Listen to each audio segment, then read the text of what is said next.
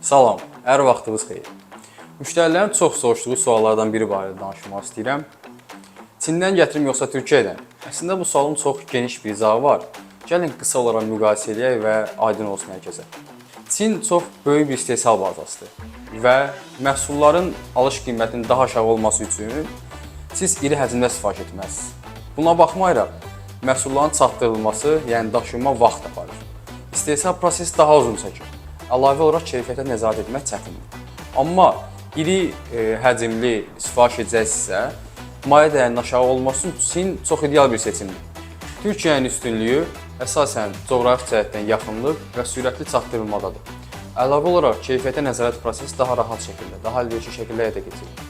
Kiçik partiya sifariş vermək daha əlverişlidir. Məhsulların keyfiyyətinə nəzarət daha yaxşı şəkildə həyata keçirilir və tranzit müddəti daha qısadır. Qeyd etdim ki, hər iki ölkənin gömrük prosedurları eyni qaydada həyata keçirilir. Fərq onların logistikasında, yəni daşınmasında və istehsal modelindədir.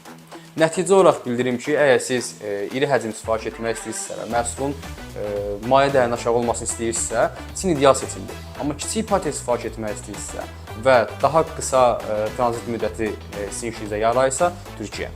Əsas yadda saxlayın. Sərfəlilik təkcə məhsulun alış qiyməti ilə hesablanmır. Eyni zamanda vaxt, risk və logistika xərcləri də hesablanmalıdır. Hər hansı bir suallarınız yaranarsa, istər logistika, istər gömrük prosedurları cəhətdən, sizə istənilən bir dəstəyi göstərməyə hazırıq.